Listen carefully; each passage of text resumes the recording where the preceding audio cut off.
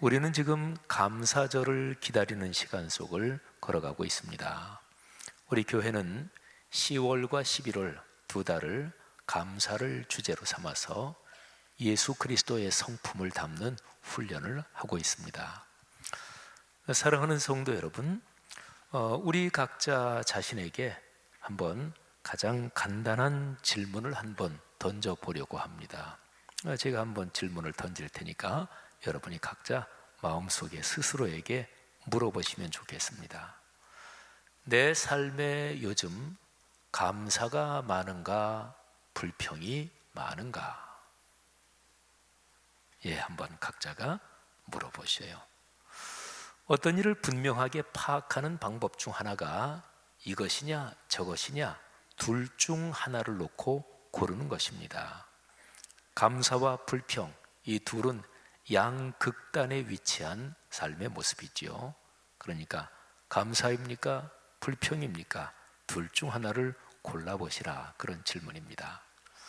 그런데 사실은 많은 분들이 이렇게 대답하실 분들도 계실 거예요.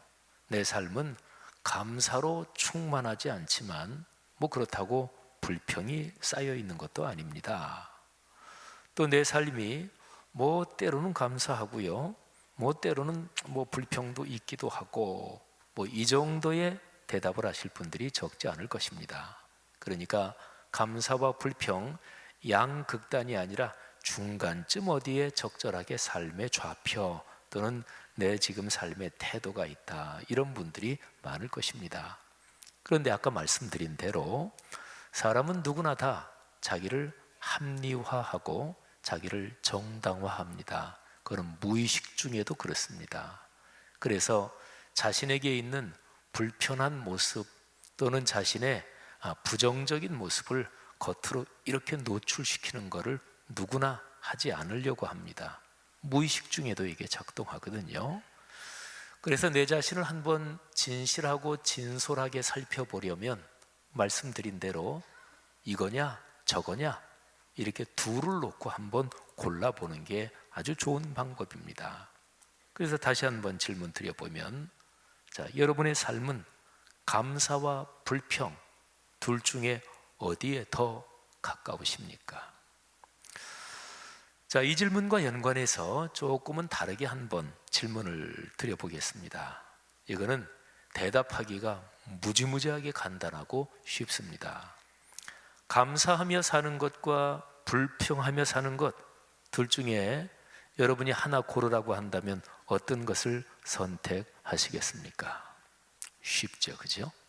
이런 질문을 듣고 나서 나는 불평을 고르겠습니다, 이런 사람은 아무도 없을 것입니다.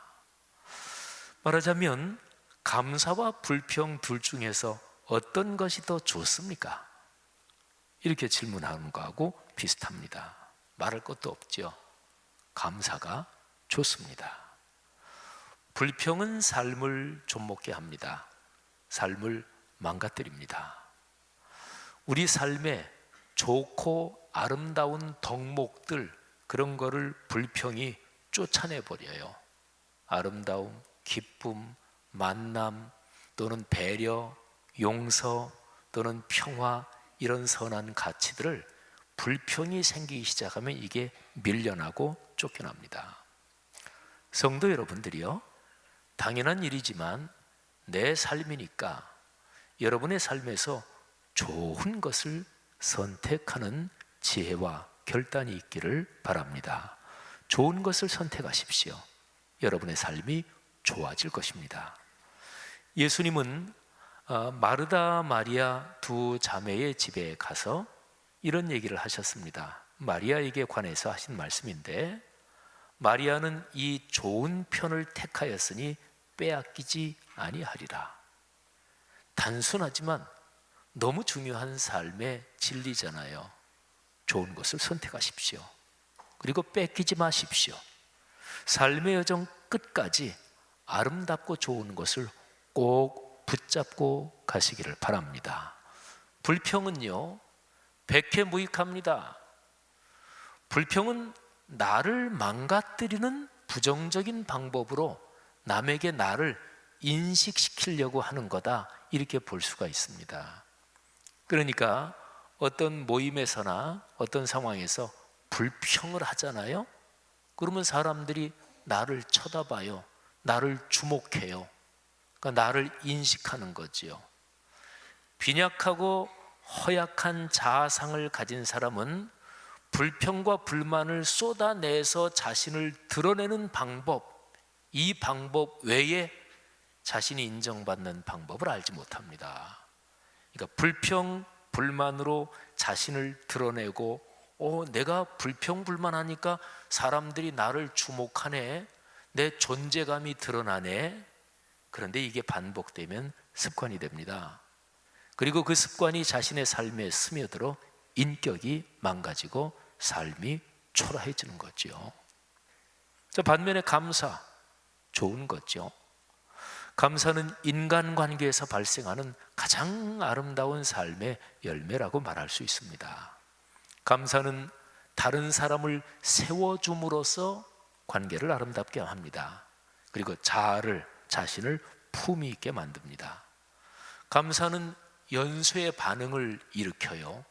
불평도 마찬가지지만 감사는 연쇄의 반응을 일으키면서 다른 사람들의 삶에 기쁨과 행복을 주고 그거는 곧 내 삶의 기쁨과 보람이 됩니다.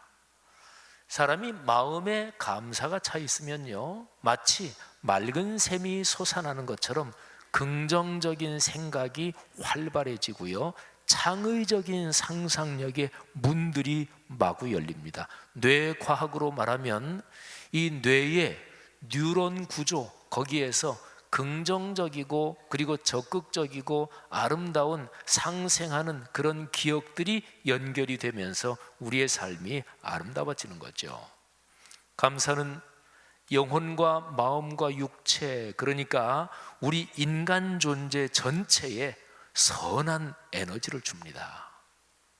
사랑하는 성도 여러분들이요, 감사에 관해서 성경 전체 중에서 가장 좋고 유명한 구절을 한번 얘기해 보십시오.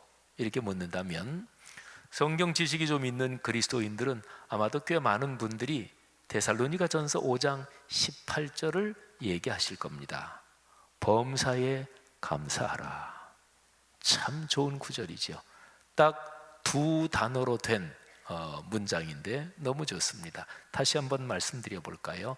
범사에 감사하라. 그런데 이 구절을 깎지 않고, 기록된 대로 깎지 않고 읽으면 순종하기가 아주 어려운 말씀입니다. 그냥 감사하세요, 감사하라 이렇게 했다면 모르겠는데, 감사하라 하는 표현 앞에 범사에 이 단어가 붙어 있잖아요. 그러니까 어떤 상황에서도 늘 감사하라는 말인데 누가 이 말씀을 글자 그대로 100% 지킬 수 있겠습니까? 그런데 어쨌든 이 데살로니가 전서 5장 18절 518 이 멋진 말씀은 감사의 대명사다, 이 정도로도 얘기할 수 있을 텐데요, 이 구절을 제대로 한번 이해해 보려면 이 구절에 앞에 어떤 내용이 나오고 뒤에 어떤 내용이 나오는지 문맥을 한번 살펴봐야 합니다. 성경의 어떤 구절이라도 그 구절에서 내게 은혜가 오고 또 그 구절이 내 삶에 이루어지기 위해서 가장 기초적이고 가장 중요하고 필수적인 작업이 문맥을 살피는 일입니다. 말씀드린 대로 범사에 감사하라, 누가 이 말씀을 100% 지키겠어요? 그러니까 엄밀하게 따지면 그거 불가능한 말씀이네, 이렇게 부담이 될 거 아니겠어요? 그러면 이 성경 말씀에서 어떤 문맥에서 이 명령 또는 이 권면을 하는가, 그걸 한번 살펴보자는 얘기죠. 제가 데살로니가 전서 5장 전체를 보면서 문맥을 살피면 범사에 감사하라 이 명령 말씀과 연관해서 세 가지 중요한 사항이 있습니다. 자, 첫 번째는 제가 조금은 자세하게, 그리고 두 번째, 세 번째는 좀 간략하게 설명을 드리겠습니다. 자, 범사에 감사하라, 이 감사의 대명사, 이 말씀의 문맥 첫 번째는 재림입니다. 데살로니가전서 5장 18절 이 말씀에 앞에도 재림에 대한 권면이 나오고 뒤에도 또 나옵니다. 자, 먼저 앞을 볼까요? 5장 1절 이하 몇 절을 제가 한번 낭독해 드리겠습니다. 형제들아, 때와 시기에 관하여는 너희에게 쓸 것이 없음은 주의 날이 밤에 도둑같이 이를 줄을 너희 자신이 자세히 알기 때문이라. 그들이 평안하다, 안전하다 할 그때에 임신한 여자에게 해산의 고통이 이름과 같이 멸망이 갑자기 그들에게 이르리니 결코 피하지 못하리라. 형제들아, 너희는 어둠에 있지 아니하매 그 날이 도둑같이 너희에게 임하지 못하리니 너희는 다 빛의 아들이요 낮의 아들이라. 우리가 밤이나 어둠에 속하지 아니하나니 그러므로 우리는 다른 이들과 같이 자지 말고 오직 깨어 정신을 차릴지라. 아멘. 이 내용은요, 빛의 자녀들은 감사하며 살아야 한다는 거예요. 5장 1절부터 이 내용이 쭉 흘러서 범사에 감사하라 5장 18절로 흐르는 거거든요. 그러니까 빛의 자녀들은 감사하며 살아야 한다. 빛의 자녀들은 불평에 빠지지 않도록 늘 깨어 정신을 차리고 살아야 한다, 그런 얘기죠. 늘 깨어 주의하지 않으면 자기도 모르게 불평에 물듭니다. 자, 이제 18절의 뒤쪽을 볼까요? 뒤쪽에 재림에 대한 말씀이 있는데 23절이 아주 중요하고 핵심적인 내용을 담고 있습니다. 들어보시죠. 평강의 하나님이 친히 너희를 온전히 거룩하게 하시고 또 너희의 온 영과 혼과 몸을 우리 주 예수 그리스도께서 강림하실 때에 흠없게 보존되기를 원하노라. 아멘. 자, 명백하게 나오죠. 주 예수께서 재림하실 때, 그때 너희가 마지막에 주님 앞에 섰을 때 온전한 사람으로 주님께 인정받기를 원한다는 거죠. 여러분, 불평은 영과 혼과 몸을 상하게 하고 망가뜨립니다. 그러니까 영과 혼과 몸을 흠없게 보존되게 하는 훈련 중에서 가장 중요한 것이 감사, 범사에 감사하는 것이란 얘기죠. 마지막에 주 예수 그리스도께서 재림하실 때 우리는 다 주님 앞에 서게 될 것입니다. 그때 우리가 살아온 삶이 다 드러날 것입니다. 한번 생각을 해보십시오. 그때의 불평의 삶을 살아온 사람들에게는 큰 부끄러움과 책망이 있을 것입니다. 반면 감사를 훈련하며 살아온 사람들에게는 큰 상급과 기쁨이 있을 것입니다. 마지막에 주님 앞에 섰을 때 사랑하는 성도 여러분들이요, 여러분에게 주님이 주시는 큰 상급과 기쁨이 있기를 주의 이름으로 축복합니다. 자, 23절 말씀드렸는데요, 근데 범사에 감사라는 18절 이 뒤에 23절, 근데 18절부터 23절 그 사이에 있는 내용도 재림에 연관이 됩니다. 자, 19절부터 22절을 제가 읽습니다. 성령을 소멸하지 말며 예언을 멸시하지 말고 범사에 헤아려 좋은 것을 취하고 악은 어떤 모양이라도 버리라. 자, 여러분, 이 내용은요, 성령께서 하시는 역할을 얘기하는데 성령께서는 기록된 말씀을 깨닫고 실천하게 하시는 영이십니다. 제가 읽어드린 말씀에서 예언을 멸시하지 말고 예언이라는 표현이 나오는데, 이 예언은 신비한 능력으로 미래의 일을 쪽집게처럼 알아맞힌다, 그런 예언의 뜻이 아니고요, 이거는 기록된 말씀을 말합니다. 그러니까 성령을 소멸하지 말며 예언을 멸시하지 말고 성령, 예언, 이 기록된 말씀, 이 두 개는 밀접하게 연관되는 거지요.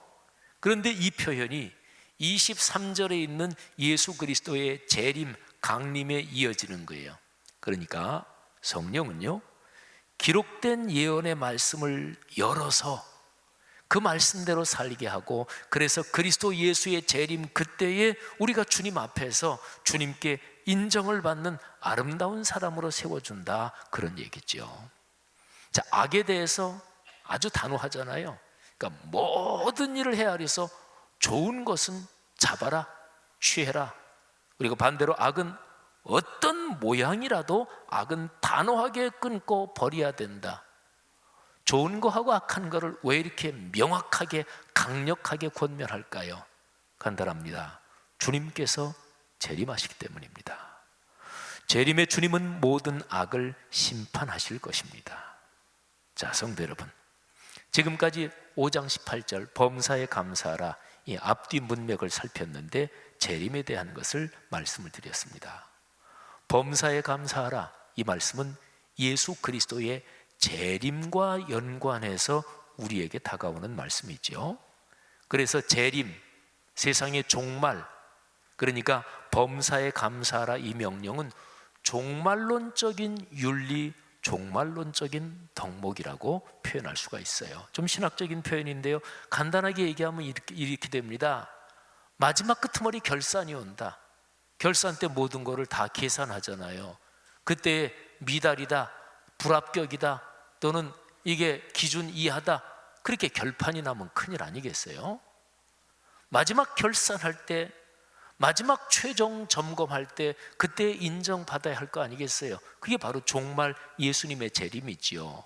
그래서 성경에 나타난 명령 중에서 예수 그리스도의 재림, 종말에 연관된 명령은 대단히 중대한 거죠. 그런데 범사에 감사하라, 이 명령이 바로 예수 그리스도의 재림과 연관된 명령이다, 그런 얘기지요. 사랑하시는 여러분, 예수 그리스도 재림하실 그때 여러분이나 저나 주님 앞에 설 텐데, 그때 주님께서 그래, 잘했다, 쉽지 않은 일들도 참 많았고 어려운 상황도 적지 않았는데 그래, 불평불만에 빠지지 않고 범사에 감사하고 항상 기뻐하고 쉬지 않고 기도하며 걸어왔구나, 주님 앞에 칭찬 듣는 모든 분들 되시기를 축복합니다. 자, 감사의 문맥 두 번째, 그는 교회 공동체입니다. 데살로니가전서 5장 18절 범사에 감사하라, 이 구절 앞에는 교회에 대한 내용이 나옵니다. 자, 11절부터 14절을 제가 읽어드릴 텐데 그 내용을 요약하면 이렇습니다. 그리스도의 몸인 교회를 소중히 여기고 사랑해라. 그러니까 그리스도의 몸인 교회 공동체를 소중히 여기고 사랑하지 않는 사람은 어떤 사람도 감사를 훈련할 수 없다, 이런 거예요. 들어보시죠. 그러므로 피차 권면하고 서로 덕을 세우기를 너희가 하는 것 같이 하라.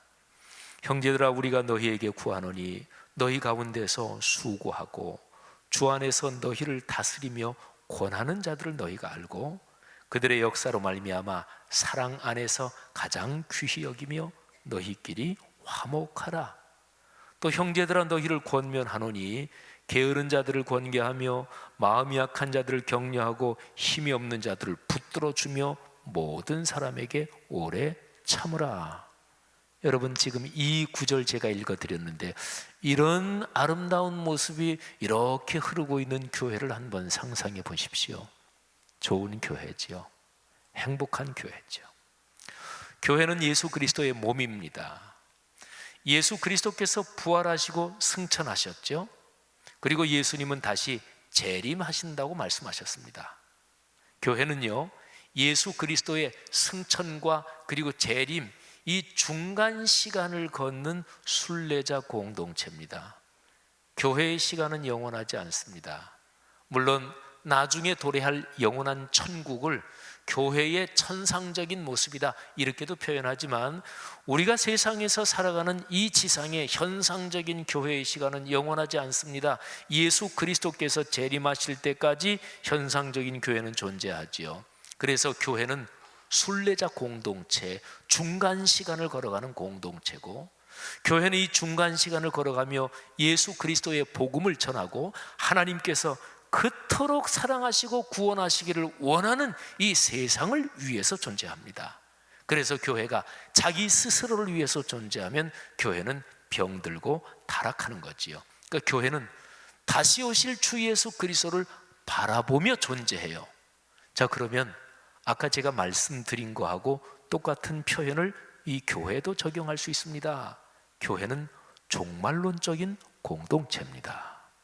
그러니까 교회는 예수 그리스도의 재림을 기다리며 마지막에 그분 앞에 서서 그분의 평가를 받고 그분에게 검사를 받을 이거를 생각하면서 걸어가는 종말론적인 공동체입니다. 그런데 이 공동체 안에서 훈련돼야 될 덕목 중에서 아주 중요한 몇 가지 중에 하나가 감사의 훈련이고, 그리고 범사에 감사하라는 명령인 거지요. 자, 성도 여러분, 아까 제가 첫 번째 감사의 능력, 첫 번째는 예수 그리스도의 재림, 그리고 두 번째는 바로 그 재림을 기다리는 교회 공동체, 이렇게 되는 거지요. 간단한 논리로 한번 이거를 조금만 더 설명해 보면, 마지막에 예수 그리스도 심판의 주님, 모든 것을 평가하시는 주님 앞에 설 거 아니겠어요? 그러면 생각해 보세요. 주님께서 교회를 그리스도의 몸, 이렇게 성경에 말씀했는데, 그리스도의 몸인 교회를 귀히 여기지 않는 사람을 주님께서 인정하시겠습니까? 한번 일반적으로 생각해 보면 사람 누구나 다 내 몸을 해치려는 사람, 내 몸을 함부로 대하는 사람을 절대로 좋아하지 않죠. 방어할 거 아니겠어요? 교회는 그리스도의 몸입니다. 하나님이 당신의 피로 값주고 사신 예수 그리스도의 몸, 이게 교회 공동체예요. 그런데 교회 공동체를 소중하게 여기지 않고 함부로 대하는 그 사람이 마지막에 재림하실 주님 앞에 서서 어떻게 평가를 받겠어요? 사랑하시는 여러분, 그리스도의 몸인 교회 공동체 소중하게 여기며 이 교회 공동체 사역에 헌신하며 같이 일구어가는 가운데 하나님이 여러분에게 주시는 복이 넉넉하시기를 주님의 이름으로 축원합니다. 자, 감사의 문맥 마지막 세 번째는 말씀입니다. 데살로니가전서 5장 18절, 범사에 감사하라. 글자 그대로 지킬 사람은, 100% 지킬 사람은 아마도 없을 것입니다. 사람 힘으로 어떻게 100% 감사가 가능해요? 그런데 이렇게 깨달았다면 그거는 진짜 제대로 깨달은 거예요. 5장 18절은 이게 사람 힘으로는 글자 그대로, 그 구절을 나에게 편하게 조금 깎는다면 몰라도 하나님의 말씀은 깎으면 안 되잖아요. 그러니까 기록된 그대로 내가 그 말씀을 대하면 이거는 사람 힘으로 100% 지키는 거는 불가능하구나. 그러면 그거는 정답이에요. 제대로 깨달은 거예요. 근데 바로 여기에 이 말씀의 열쇠가 있습니다. 사람 힘으로는 안 되잖아요. 그러면 관둬야지. 근데 관두기에는 너무너무 그게 중요한 거예요. 감사의 삶, 범사에 감사하라. 근데 사람 힘으로는 안 돼. 그러면 다른 힘을 빌려야 합니다. 사람 힘으로는 안 되지만 하나님의 능력으로는 됩니다. 사람은 할 수 없지만 하나님은 하실 수 있습니다. 사랑하신 여러분, 이게 이 5장 18절을 이해하는 결정적인 열쇠입니다. 자, 우리가 아까 위에서 재림을 얘기할 때 23절을 봤죠. 근데 23절, 그 다음은 24절이잖아요. 앞에 절, 뒤에 절은 당연히 연결되어 있지요. 자, 23절하고 24절 제가 연결해서 한번 읽어볼 테니까 들어보세요. 자, 먼저 23절입니다. 평강의 하나님이 친히 너희를 온전히 거룩하게 하시고 또 너희의 온 영과 혼과 몸이 우리 주 예수 그리스도께서 강림하실 때, 재림하실 때 흠없게 보존되기를 원하노라. 흠없게, 불평은 흠을 만들어요. 불평, 불만은 영혼을 병들게 만들어 흠이 생기는 거지요. 그러니까 범사에 감사하면 흠없게 보존되는 거잖아요. 근데 그 다음 24절에 이렇게 기록되어 있습니다. 너희를 부르시는 이는 미쁘시니 그가 또한 이루시리라. 아멘. 누가 이룬다고요? 하나님이 이루십니다. 그렇습니다. 범사에 감사하라는 종말론적인 명령, 종말론적인 윤리, 사람 힘으로는 불가능해요. 제대로 파악을 한 거예요. 그런데 이 종말론적인 명령, 범사에 감사하라는 하나님이 주신 말씀이잖아요. 하나님은 미쁘시고 의로우신 분이라서 당신 말씀 빈말하지 않으시죠. 그러니까 하나님이 주신 말씀이니까 하나님께서 당신의 말씀을 이루십니다. 하나님이 우리를 부르실 때 감사의 삶으로 부르셨지 불평 불만의 삶으로 부르신 게 아니잖아요. 그러니까 감사의 삶으로 부르시며 얘야 범사에 감사해라. 이게 진짜로 복된 삶이다. 이렇게 말씀하시고 명령하신 분이 하나님이신데 그분은 신실하고 미쁘신 분, 그래서 당신이 하신 범사에 감사하신 말씀을 하나님께서 넉넉히 반드시 이루신다, 이런 거죠. 우리 아버지이신 하나님께서 우리를 부르시면서 주신 말씀의 약속을 지키십니다. 성도 여러분들이요, 이 세 가지 감사의 문맥을 다시 한번 기억해 보십시오. 감사는 예수 그리스도의 재림과 연관됩니다. 특별히 범사의 감사, 이 불가능한 말씀, 예수 그리스도의 재림과 연관되고, 하나님이 자기 피로 값주고 사셨고 그리스도의 몸인 교회 공동체와 연관되고, 그리고 하나님께서 당신이 말씀해 주신 그 말씀에 걸려 있는 거죠.